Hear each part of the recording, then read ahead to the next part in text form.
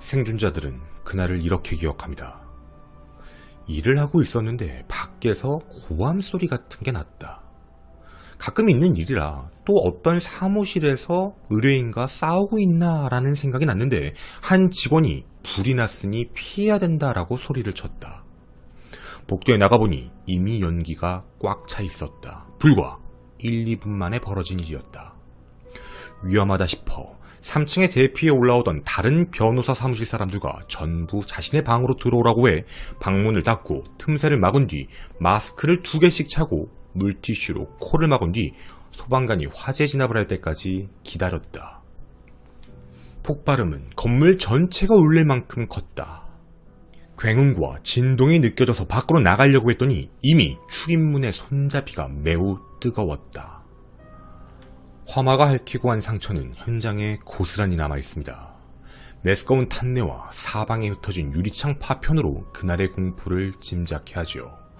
눈 깜짝할 사이 벌어진 그 화마는 순식간에 건물을 뒤덮었고 건물 창문 자체가 많이 열리지 않아 성이 밖으로 탈출할 수 없어 앞뒤 모두 창문 일부가 깨져 있었던 것이죠. 유독가스를 피하기 위해 밖으로 나간 필사의 탈출 흔적이었습니다. 안타까운 사고의 현장이었을까? 하지만 그날 건물 2층 CCTV는 전혀 다른 이야기를 전하고 있습니다. 한 남성이 이상한 물체를 가지고 들어간 직후 치솟은 불길과 폭발음. 이 사건은 방화 살인사건입니다. 당신이 몰랐던 사건, 대구 변호사 사무실 방화 살인사건의 비극편입니다.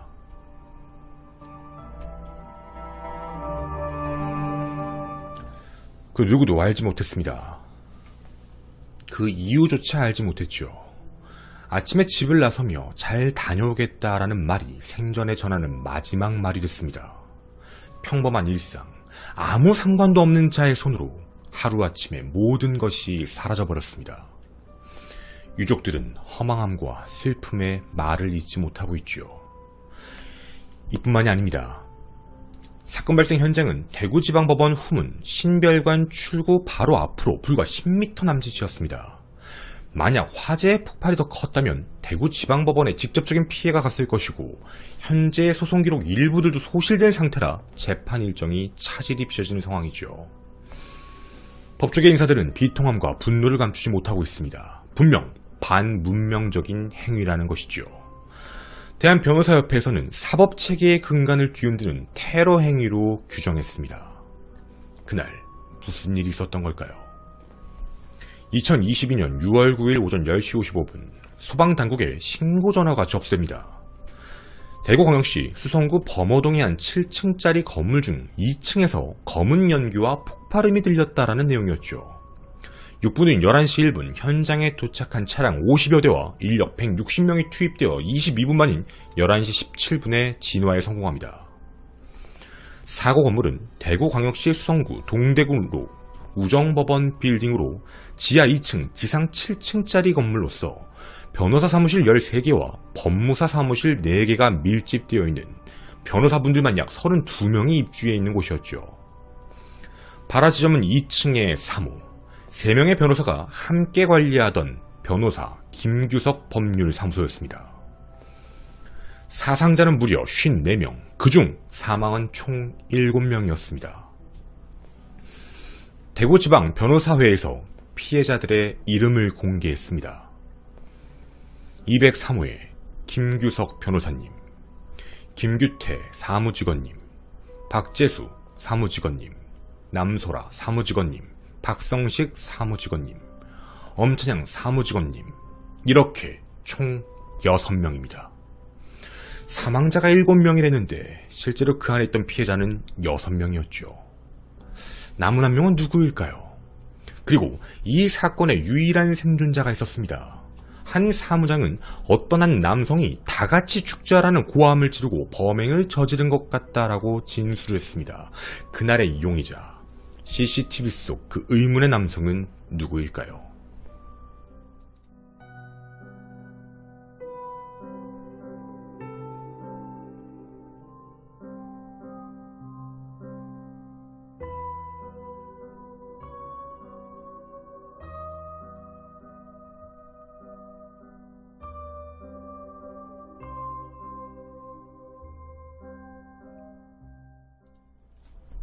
CCTV상 용의자는 마스크를 쓰고 한 손에 흰 천으로 덮은 확인되지 않은 물체, 바로 휘발유를 들고 건물로 들어갑니다. 그리고 사무실 안에서 문을 걸어 잠그고 불과 23초 만에 화염이 일어나 순식간에 검은 연기로 건물 전체로 퍼지게 됩니다. 다른 사무실은 대피했습니다. 하지만 바라지점이었던 203호는 계단과 거리가 멀었고 폭발과 함께 시커먼 연기가 치솟으며 피해자들은 제때 대피를 하지 못했습니다. 아마 영상을 보시면서 대피하는 사람이 보였다라는 생각이 드실 수도 있는데 그건 구조를 통해 설명을 드리도록 하겠습니다. 불과 22초였습니다. 이쪽의 화면에 있는 불길이 치솟는 장면을 봐주시면 좋겠습니다.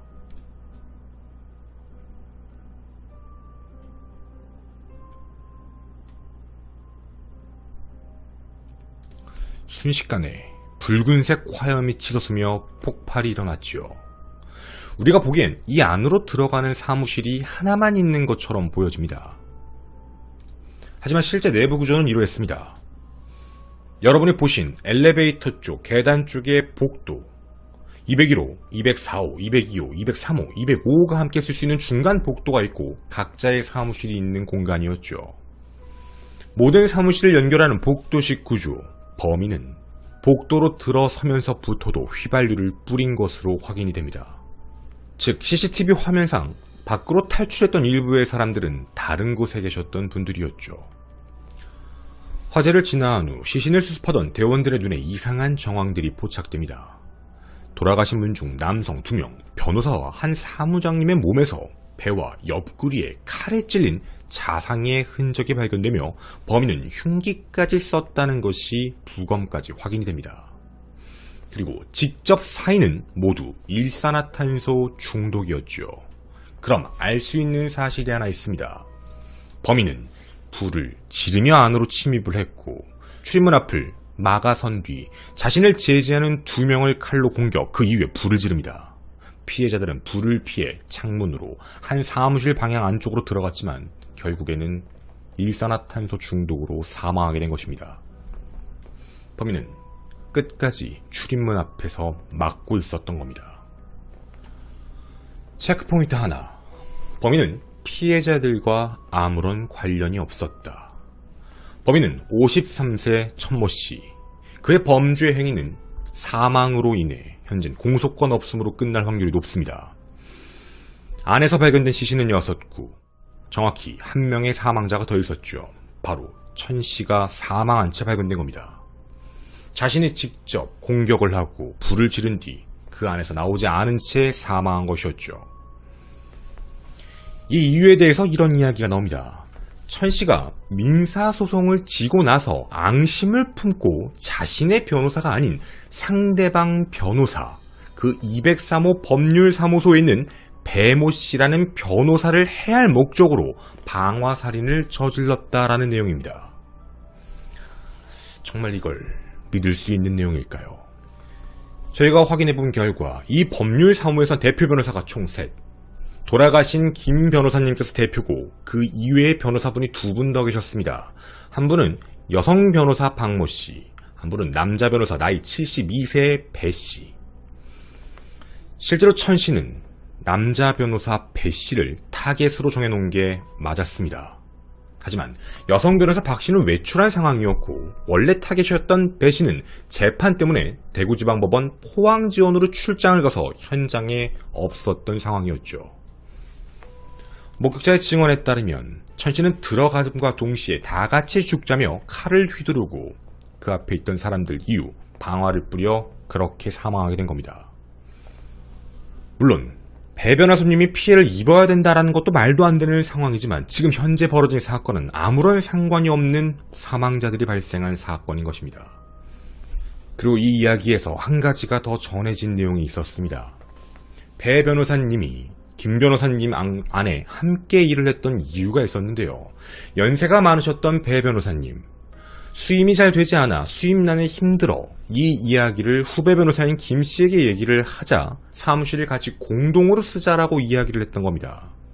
원래는 배 변호사님이 혼자 단독으로 법률사무소를 운영하다 나중에 점차 경영이 힘들어지자 선배 변호사에 대한 이유, 고통분담 차원에서 함께 법률사무소를 썼던 상황이었죠. 실제로 돌아가신 김 변호사님은 평소 어려운 의뢰인들을 많이 구해 소송 구조를 많이 한 선한 법조인으로도 알려져 있습니다. 배 변호사님은 사건 이후 그 소식을 듣고 충격을 받으신 뒤 대구 수성경찰서로 직접 달려가 참고인 조사를 받으신 상황입니다. 그 이후에 언론과의 인터뷰에서 이런 이야기를 하셨습니다. 실제로 방화 용의자와 한 번도 전화통화를 해본 적도 없다. 연락을 받아본 적도 없다. 지금 앞으로 이 일을 어떻게 처리해야 될지 너무나 당황스럽다라는 입장이십니다. 체크 포인트 두 번째, 우발적 범행일까요? 아니면 계획적 살인일까요? 천 씨는 지인과 가족의 돈을 빌려 약 6억 원을 투자했다가 현재 원금마저 날릴 위기에 처했고 최근까지 빚독촉을 받고 있었다라고 전해집니다. 범행에 사용했던 휘발유, 흉기, 여기에 구매 시점과 장소가 현재까지 밝혀지지 않아 미스터리한 상황으로 알려져 있죠. 경찰은 천 씨가 소송 때문에 잠시 거주한 대구 아파트는 물론 본래 거주지인 대전까지 전부 뒤져봤지만 단서가 나오질 않았습니다. 휘발유와 그리고 도구를 언제 구매했는지를 알 수 없다는 것이죠. 그런데 한 가지가 확인되는 게 있었습니다. 사건 발생 전날 오전에 찍힌 CCTV에서는 소송 때문에 대전에서 대구로 막 도착, 가방을 2개를 들고 올라가는 모습이 찍혔는데 휘발유로 보이는 인화성 물질은 보이지 않았습니다. 그런데 말이죠. 범행 4분 전 자신의 대구 아파트 주차장에서 흰 물건을 감싼 채 조수석에 싣고 출발하는 게 보여집니다. 그 물체가 바로 휘발유였죠. 그럼 이 범행 도구는 도대체 언제 가지고 있었던 걸까요? 그럼 혹시 그 이전엔 눈치를 챌 수는 없었을까요? 범인 천 씨는 평소 자신의 변호사에게도 험한 말을 많이 했다고 합니다. 민사재판 도중에도 재판 태도가 불량해 제지도 많이 당했고 실제 자신의 변호사에게도 험한 소리를 많이 했다고 알려져 있죠. 그리고 자신의 그 변호사는 천 씨가 방화를 저지르기 전 마지막으로 만난 인물이기도 합니다. 사건 당일인 9일 오전 10시 대구고등법원 민사 2부에서 진행했던 청구소송 항소심 선고 공판이 있었고요. 그날 천 씨를 마지막으로 변호사님은 만났습니다. 그날 선고 공판은 천 씨의 패소. 10시 10분에서 10시 20분쯤 헤어졌는데 뭔가 자신에게 막말한다거나 흥분한 모습은 전혀 없었다라고 기억을 합니다. 그는 바로 집으로 돌아가 미리 준비한 휘발유와 흉기, 범행 동구를 챙겨 아무렇지 않게 빌딩으로 향했고 10시 55분 방화를 저지른 겁니다. 치밀하게 계획한 계획범죄였던 것이죠. 전혀 주변에 누구에게도 티를 내지 않았던 상황입니다. 이는 한 가지가 나타납니다. 범행 도구를 미리 준비해놓고 재판 결과가 어느 정도 나올 것이다, 패소될 것이다 라는 걸 예상했다라는 반증입니다. 그 결과에 따라 자신이 할 행동대로 바로 실행에 옮겼다는 점, 계획 방화살인으로 보는 것이 적합하죠. 그럼 경찰도 찾지 못하고 있는 휘발유의 출처는 어디였을까요? 이는 한 가지의 증언을 통해 유추해 볼 수 있었습니다. 자신이 천 씨를 잘 알고 한번 대여본 적이 있다라고 얘기한 증인. 평소에는 형님이라며 예우를 하다가 늦은 밤 술에만 취하면 전화를 해서 시너를 들고 찾아가겠다라는 협박, 차에 시너가 실려있는 사진을 휴대전화로 자꾸 보내와 가슴이 철렁했다라는 이야기를 전하는 사람이었죠. 그는 5년 전 수억 원을 빌려줬다 잘 돌려받았는데 갑자기 나중에 이중변제에 문제가 있다며 소송을 걸어 한번 재판 싸움을 했다라는 것입니다. 즉 천 씨는 과거에서도 이런 채무와 관련된 문제들이 여러 건 있었던 것이죠. 이를 토대로 보자면 천 씨는 평소 자신이 생각한 대로 풀리지 않으면 방화를 저지를 준비를 언제든 하고 있었을 가능성이 매우 높습니다. 체크포인트 세 번째, 범행 동기. 화를 참지 못해 나오는 분노 범죄 유형 중 방화.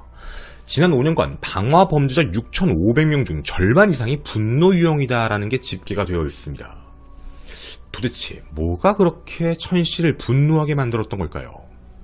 저희는 천 씨의 판결문 총 6개를 입수했습니다. 5건의 민사소송건과 1건의 형사소송 판결문이었죠. 자, 지금부터 천 씨가 왜 억울했는지에 대해 이야기를 드릴 겁니다. 자, 중요한 점이 있습니다. 천 씨가 정말 배 변호사, 상대 측 변호사에게 원한을 품을 만한 이유가 있는지도 함께 생각해 주셨으면 좋겠습니다. 때는 2013년으로 거슬러 올라갑니다. 2013년 2월 건축공사, 주택사업 시행, 분양 임대업을 취급하는 한 시행사 주식회사의 대표는 전통시장 정비사업 조합으로부터 재개발 사업 업무 대행을 따오게 됩니다. 해서 대구광역시에 있는 수성구 신천시장 인근에 있는 한 주상복합 건물을 재건축하는 도시환경정비사업을 시작하게 되죠. 2013년 11월 천씨는 개인 투자자의 자격으로 약 6억 8,500만원의 투자 약정을 체결하게 됩니다. 2014년 10월부터 2015년 6월까지 총 10차례에 걸쳐 선지급금 3억 2천, 이후지급금 3억 6,500만원. 저희가 확보한 계약서에 따르면 총 지급금액은 6억 2천만원 정도, 추후 추가할 수 있는 금액은 8천만원으로 총 7억 원에 해당하는 투자약정 체결서였습니다. 시행사는 재개발 사업으로 인해 2018년 11월 지하 4층에서 지상 15층짜리 규모의 상가 오피스텔을 지었지만 분양률이 20%로 저조한 탓에 천씨는 투자에 대비 큰 손해를 보게 됩니다. 이 과정에서 변제금 1억 5천만원을 제외한 5억 3,400만원을 시행사에게 돌려받지 못해 2016년부터 시행사와 그 시행사 대표를 상대로 천씨는 소송을 시작하게 됩니다. 그렇게 첫 확정 판결이 나오게 됩니다. 저희가 확보한 판결, 거기서는 두 가지의 결과가 나오게 됩니다. 천씨는 시행사인 주식회사에 소송한 건, 그리고 그 시행사의 대표에게도 개인적인 소송을 걸게 됩니다. 총 2번의 소송이었죠. 이 민사재판의 1심 판결은 이렇게 판결이 납니다. 시행사에서 5억 3천만원을 지급하라. 천씨가 이겼습니다. 하지만 시행사 대표에게는 청구를 기각하게 되죠. 이건 이유가 있습니다. 바로 법인과 관련된 문제인데, 당시 계약은 법인과 한 것이지 법인의 대표와 직접 계약을 한 게 아니기 때문에 법인 시행사의 대표에게는 소송을 기각하게 됐던 것입니다. 자, 하지만 중요한 부분이 있습니다. 분명 법인 회사에게 5억 3천만 원을 지급받을 이유가 있었죠. 근데 이상한 일이 생깁니다. 이 시행사는 돈을 주지 않습니다. 즉 계속 버티며 돈을 지급할 걸 미루고 법인 계좌에 대한 걸 계속 수시로 계좌를 변경하며 채권 추심을 못하게 하면서 시간을 끌게 됩니다. 결국 천씨는 이것과 관련해 재산 남유를 하는 조치를 취했지만 별 효과가 없었지요. 결국 그는 대전에서 대구까지 넘어와 범호동의 한 아파트를 얻고 원정소송을 진행을 하게 됩니다. 2021년 1월 시행사 대표에게 다시 한번 반환소송을 진행했지만 결국 이조차도 패소합니다. 당연히 앞에 나왔던 이 얘기와 똑같은 것이죠. 시행사와 한 것이지 대표하고 계약한 게 아니었기 때문입니다. 이뿐만이 아닙니다. 천씨는 이 사업을 진행했던 다른 업체들, 투자 관련 부동산 신탁회사에게도 또다시 소송을 걸고 이 부채를 함께 안았던 모든 회사들에게도 전부 민사소송을 걸기 시작합니다. 하지만 모두 패소를 하게 되죠. 이 패소는 이렇게 돌아옵니다. 천씨의 원고행은 패소, 모든 변호사 비용은 천씨가 물게 된다. 그렇게 점차적으로 빚은 늘어만 갑니다. 거기서 끝나지가 않았죠. 그에겐 사건 발생 하루 전 형사재판에 한 가지 벌금형까지 선고를 받게 됩니다. 이유가 있었습니다. 천씨는 인터넷에 있는 모 카페에다가 시행사 대표에 대한 허위 사실을 기재하기 시작을 합니다. 결국 이게 유죄 확정 판결이다 벌금 200만원의 벌금형을 처하게 되지요. 이렇게 살펴보게 되면 이 부분입니다. 거듭된 민사, 형사소송의 부담이 컸던 천씨. 지속적으로 시행사 대표에게 돈을 갚으라며 여러가지 협박을 했지만 결국 돈을 받지 못했습니다. 수년간 경제적 고통을 호소하다 결국엔 이런 사건을 일으킨 것으로 추측이 되죠. 그럼 여쭤보고 싶습니다. 천씨라면 누구에게 가장 원한이 커야 될까요? 사실 이대로라면 시행사 대표에게 더 큰 원한이 있었을 텐데 정작 채권 추심을 피하며 천씨에게 돈을 주지 않고 정신적 고통을 가했던 시행사 대표는 빠져 있습니다. 전혀 엉뚱한 그 시행사와 시행사 대표를 변호했던 배 변호사에게만 공격을 가했던 것이죠. 체크포인트 네 번째, 우리가 이 사건에서 알려진 부분에 쏙 빠져버린 시행사, 그들은 돈을 왜 주지 않은 걸까요? 분명 앞서 말씀드린 대로 첫 재판에선 승소 판결을 받았습니다. 시행사가 돈을 갚으라고 된 것이죠. 하지만 그 시행사는 돈을 갚지 않았습니다. 법인 자체에 돈이 없는 건지 다른 이유인지는 알 수가 없죠. 하지만 이 부분에 대해서 내용이 어느 정도 확인되는 바가 있었습니다. 실제로 이 재개발 사업의 시행사이자 시행사 대표는 정상적으로 체결된 사람이 아닙니다. 정확히 말씀드리면 무리하게 재개발 사업이 시작됐고 이 재개발을 맡을 수 있는 사람들을 찾지 못하다가 억지로 찾아서 들어간 것, 경험도 없고 능력도 없는 시행사 대표가 그 자리에 들어갔고 결국에는 어떠한 것도 제대로 진행되지 않아 투자를 했던 사람들이 투자금을 날리게 되는 상황이 왔던 것이죠. 그 이후에 대표가 돈을 주지 않자 회사가 돈을 자꾸 돌리자 이 부분에 대한 원한이 깊어져서 저지른 범행으로 판단하고 있습니다. 그럼 이런 생각이 듭니다. 사건의 그날 돌아가셨던 분들은 왜 피해를 입어야 됐을까요? 정말 사실 납득하기가 좀 어려운 부분입니다. 하지만 외부의 많은 네티즌들 중엔 이런 이야기를 하시는 분들이 있습니다. 변호사 문제다. 변호사들이 이상하게 자꾸 변호를 하다 보니 그거에 대한 분노가 얼마나 컸으면 이런 일을 저질렀을까라는 댓글도 달립니다. 하지만 지금 이 사건 내용을 들어보셨을 때 한 가지가 정말 궁금합니다. 정말 변호사가 잘못한 걸까요? 변호사는 수임받은 그 내용 그대로, 그리고 분명 1심에서 원심에서 판결은 그렇게 나왔습니다. 시행사는 돈을 줘야 된다. 그 시행사에 돈을 주지 않았던 것, 다른 쪽에 대한 문제인 겁니다. 저희는 이런 생각이 듭니다. 분명 법조의 관계자들은 그동안 있었던 변호사들에 대한 국민의 신뢰도가 떨어졌던 부분들도 다시 한번 정비를 하는 정화에 대한 일들도 중요하다고 생각이 듭니다. 모든 법조인에 대한 문제가 아니라 미꾸라지 같은 법조인들이 전체를 흐려놨으니 말이죠. 그들을 어떻게 정화하는지도 보여줘야 된다고 생각합니다. 그리고 또 하나, 우리들에게 중요한 이야기, 분명 이 행위는 반문명적인 테러 행위입니다. 변호사는 공개 대표자로서 피의자 혹은 원고, 피고를 대신해 법정을 대리하는 사람으로서 이런 사람에 대한 공격은 더 가중 처벌을 해야 되는 게 아닌가라는 생각입니다. 여러분은 이 사건의 진짜 피해자가 누구라는 생각이 드시나요? 그리고 천 씨에 대해서 옹호하실 수 있다라고 생각이 드시나요? 저도 감히 이렇게 말씀드리겠습니다. 반문명적인 반테러 행위입니다. 삼각 고인의 명복을 빕니다. 저는 김원이었습니다. 감사합니다.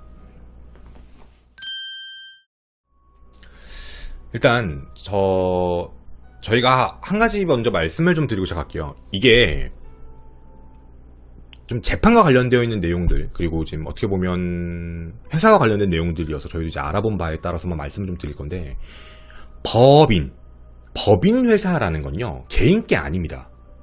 여기 지금 생각하시는 분들 중에 법인회사 대표가 그럼 물어줘야지 라고 생각하시는 분들도 계실 거예요. 이게 아마 법인에 대해서 보통 사람들은 잘 모르잖아요. 법인회사가 무엇인지에 대해서. 법인이에요. 사람은 아닌데 하나의 인격체라고 봐요. 법인격이라고 부르는데 하나의 인격체예요. 사람이죠, 쉽게 얘기하면. 그러니까 법인도 사람이죠. 실제로 존재하는 사람은 아니지만. 여러분이 알고 있는 대형 회사들, 주식회사, 대형 회사들은 다 법인 회사잖아요. 그러면 이런 얘기를 하실 거예요. 아니, 법인 회사의 대표면 대표가 갚아야 되는 거 아니야? 라고 생각하시겠지만, 법인의 대표는 주주들의 의결 권한에 의해서 대표가 언제든 바뀔 수 있죠. 이건 아마 뭐 주총 이런 걸로 해서 뭐 드라마로도 많이 보셨을 거예요. 그런 상황도 있죠. 그 또 하나, 법인은 법인회사 대표라고 해서 법인의 돈을 마음대로 쓸 수 없어요. 횡령이에요. 이것도 아마 들어보신 적 있을 거예요. 그런 일이 터지면 법인 대표에 대해서 막 뭐라고 하잖아요. 횡령했네, 나빴네, 뭐 이런 얘기하면서. 자, 즉 우리는 평상시에 알고 있어요. 법인과 법인 대표는 별개의 문제가 맞는 거예요. 이 느낌인 거죠. 그리고 이 사건에서도 시행사라는 법인회사가 있는 거고 거기에 시행사 대표로 있던 건데, 천 씨가 소송을 걸었던 이유는 양쪽에다 건 거예요. 시행사에다가도 걸고. 근데 시행사, 즉 법인회사한테 건 거는 승소한 게 맞는 거죠. 그건 당연히 돌려주는 게 맞는 거예요. 그런데 일단 천씨가 법인회사 대표를 왜 건드렸냐면 이거를 투자하는 사람들이 모르는 게 아니에요. 근데 대표한테 왜 소송을 걸었던 거냐면 여기는 실질적으로 개인 회사와 똑같다. 뭐 주주도 제대로 안 돼 있고 주총도 안 열고 막 뭐 개인 대표, 법인 대표의 자산이랑 회사 자산이랑도 섞여 있고 그러니까 올바른 법인격 법인 회사라고 볼 수 없다. 이걸로 이제 재판이 붙은 건데 재판의 실질적인 교육 기록을 확인해 보니까 아니에요. 주총도 열렸고 실제로 직원들도 있었고 그러니까 법인 회사로 돌아가고 있었어요. 그래서 법인 회사 시행사의 돈과 대표의 돈 그 재산이 서로 엮여 있는 것도 아니었고 그러니까 이런 증거 자료를 봤을 때는 다른 문제인 거잖아요. 다른 문제. 그러니까 이게 어떻게 되게 문제가 생긴 거냐면 그 법인 회사 안에 있는 돈을 뭐 없었던 건지 뭔지는 모르겠지만 알려진 바로는 계속 돈을 돌렸다 그래요. 자꾸 계좌 바꾸고 뭐 이런 식으로 해서 채권 추심이 제대로 안 됐던 상황인 것 같아요. 이 내용에 대해서. 그래서 실질적으로는 천씨도 이 부분에 대해서 굉장히 이제 답답해했던 거죠. 소송을 걸었는데도 안 되고 와서 계속적으로 이제 끌고 왔고 나중에는 어디까지 걸었냐면 그 법인 시행회사랑 연대 보증이 되어 있는 신탁회사들까지도 전부 소송을 걸었지만 다 아웃되죠. 그런 식으로 이제 투자가 되는 게 아닌 거니까.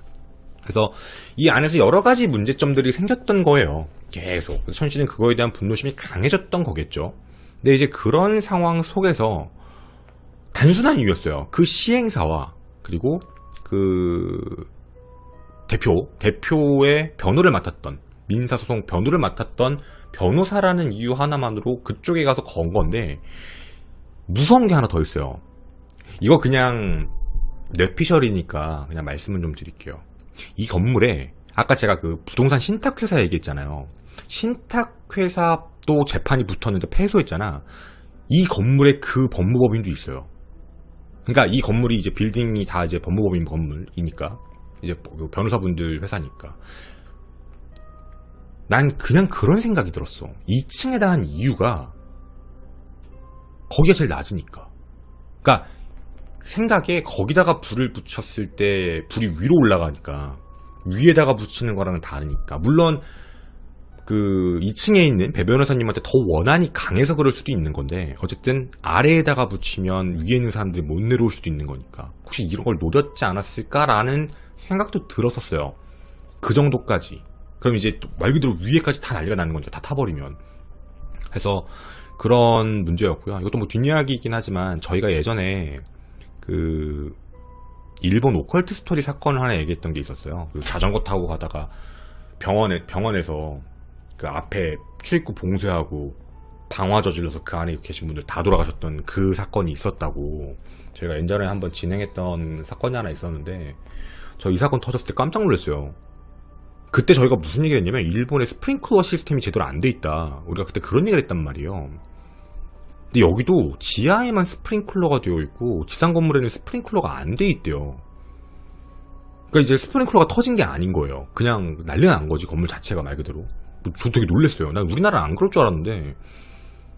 그래서 폭발음이 생기고 뭐 이렇게 되면서 그냥 말 그대로 나도 이게 어떻게 허가가 난 건지 모르겠지만 그런 구조였고 아까도 제가 구조를 잠깐 보여드렸잖아요. 여기 내부 구조가 어떻게 되어 있는지. 여기가 진짜 취약했던 것 같아요. 이 화재에 대해서. 그래서 이런 부분에 대한 내용들 되게 많죠. 저희 대부분 변호사 사무실, 그러니까 대부분 법원 근처에 있잖아요. 변호사 사무실들이 빌딩이 같이 있고 그 안에 여러 가지 회사들이 다 들어가 있는데 되게 잘게 쪼개서 되게 많은 법무 회사들이 같이 있어요. 그 안에. 그래서 아까도 여러분이 뭐 구조를 보셨겠지만 꼴랑 복도 하나 두고 5개, 6개씩 붙어 있는 거야. 그렇게. 진짜로 어떻게 보면 되게 취약하고 위험한 구조인 거죠. 저는 개인적으로 그런 생각이 들어요. 우리가 아까도 뒤에서 얘기는 했지만 우리가 변호사님들에 대한 반감 가질 수 있죠. 왜냐면 나한테 좋게 안 해주면 반감이 생길 수밖에 없는 거니까. 그건 그렇다고 치는데 아시겠지만 참 답답한 거는 법이라는 건 어쨌든 증거로서 얘기를 하는 거잖아요. 특히 이건 민사소송은 형사랑도 다르잖아요. 검찰이 뭐 기소해서 죄를 묻는 게 아니라 서로 조율해야 되고 서로의 증거를 가지고 이야기해야 하는 거니까. 저도 판결문을 다 검토를 해봤어요. 쭉 다 읽어봤는데 제가 내린 결론은 천 씨는 원하는 걸 얻었어요. 왜냐면 그 승소 판결 났으니까. 다만 그 시행사 대표가 계속 돈을 돌리고 안 주니까 그거에 소송을 걸었던 건데, 저희가 그 계약서 내용이나 그 내용들을 봐도 실질적으로 그 천 씨가 시행사 대표나 아니면 다른 공동 연대 보증, 다른 신탁회사한테 돈을 받을 수 있는 방법은 없어요. 어떻게 생각해 보면. 그러니까 그렇게 안 하죠. 그런 일을 하는, 그런 법인회사를 운영하는 사람들이 그렇게 할 필요가 없으니까. 그리고 저도 여기에 내용을 봤는데 이게 이제 계약 조건에 대한 부분이었었어요. 이건 뭐 간략하게만 좀 말씀을 드려보도록 할게요. 뒷이야기니까 조금 길게 얘기를 드릴게요. 아마 뭐 이걸 왜 중간에 안 넣냐면 뭐 이런 거 별로 관심 없으신 분들도 있어서. 첫 판결 선고가 2019년 1월 17일 날 났거든요. 그래서 아까 부분 승소했다고 얘기했잖아요. 그러니까 이제 시행사에 대해서는 승소, 대표이사에 대해서는 패소, 이렇게 됐던 부분이어서 그때 당시 주문이 뭐였냐면, 시행사, 그 주식회사, 법인회사는 5억 3,408만 9,629원에 대해서, 그거에 대해서 지급을 2019년 1월 17일까지, 그날까지는 5%이자, 그 다음으로 지나가면 연 15%의 비율로 계산해서 돈을 지급해라. 판결을 승소를 했어요. 다만 대표는 안 됐지. 이제 이런 부분으로 내용이 적혀있는데, 제가 계약서를 보다 보니까 이게 좀 외부에 나와 있는 내용하고 조금 다른 거? 좀 별도인데, 여기에 천 씨는 영끌한 것 같아요. 영끌해서 투자해서 대박이 날 거라고 생각을 했던 것 같아요. 그러니까 했겠지. 여기에 조건의 내용들이 거기 나와 있는 게 보면은 실제로 2014년 10월 5일까지 3억 2천을 먼저 넣고 10월 6일에 1억을 또 넣고 10월 15일에 1억을 또 넣게 돼 있어요.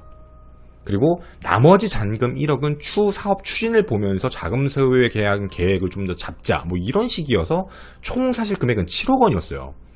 어쨌든 근데 이런 부분이었고, 투자 금액 상환에 대한 부분에 대한 내용들도 최대 2015년 5월 30일을 넘지 않게 한다, 이런 식으로 되어 있어서 실질적으로 천 씨한테 유리하게 되어 있던 상황이었어.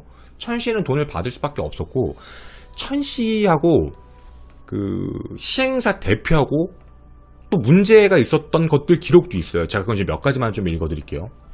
일단 천 씨는 사업 투자 수익에 대해서 중간에 권한 변경도 돼요. 분양 건물 중, 그 이제 건물이잖아. 건물 중에 최우선적 권한 행사 권한을 받아요. 근데 그게 120평짜리에서 200평으로 증가해요. 그러니까 이게 뭐냐면, 쉽게 얘기해서 천 씨가 투자했는데 이거 만약에 대박 났잖아. 이 사업이 대박 났으면 거기 200평짜리를 받은 거예요. 우선 권한으로. 그러니까 이제 투자한 거 대비 어마어마한 금액을 받았겠지, 이 사람은. 근데 이게 생각만큼 잘 안 됐던 거예요. 이게 생각만큼 잘 안 돼서 투자금 반환에 대한 이제 문제가 생긴 건데, 그 투자금 반환에 대한 부분을 천 씨가 대표에 대해서 이상한 거를 딴지를 걸어요. 이게 어떤 내용인지만 제가 좀 말씀을 드리면,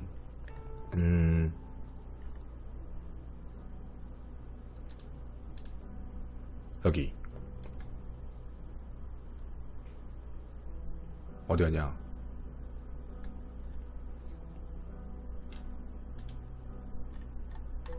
요게 여기 있다. 뭐냐면 천 씨가 투자 원금을 받질 못하는 상황이 되니까 갑자기 이런 얘기를 해요. 대표이사가 회사 돈을 횡령해서 땅을 구입했다, 이런 소리를 하는 거야.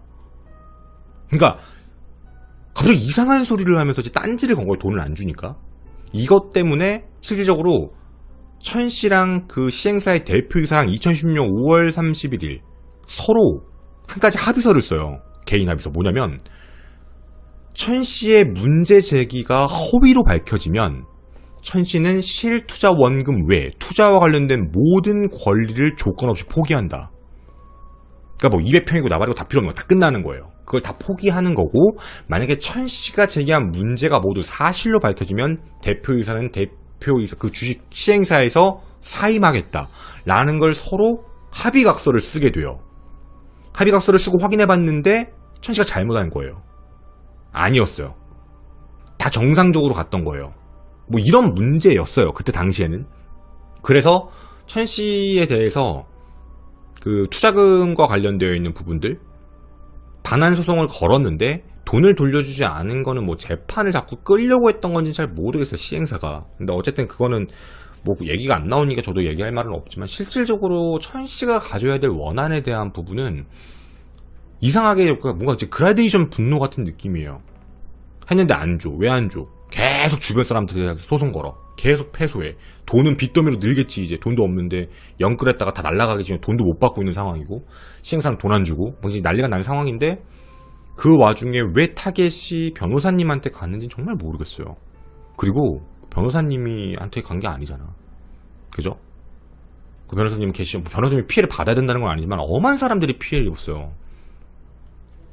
그 돌아가신 분들 중에 봤더니 결혼하신 지 얼마 안 되신 분도 계시고 이렇던데, 이게 하루아침에 뭔 난리예요. 그러니까 이건 좀 아닌 것 같아요. 법 쪽에서는 이런 얘기도 있대요. 사건을 이제 가려받아야 되냐.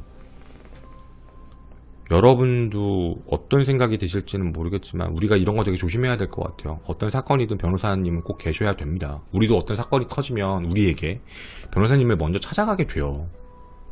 그래서 법치 안에서 모든 변호사는 나쁘다, 모든 판사는 나쁘다, 모든 검사는 나쁘다, 이렇게 하는 거는 좀 아닌 것 같아요. 미꾸라지들이 문제지. 그래서 이 사건에 대해서 여러분께 전반적으로 그렇게 전해드렸습니다. 감사합니다.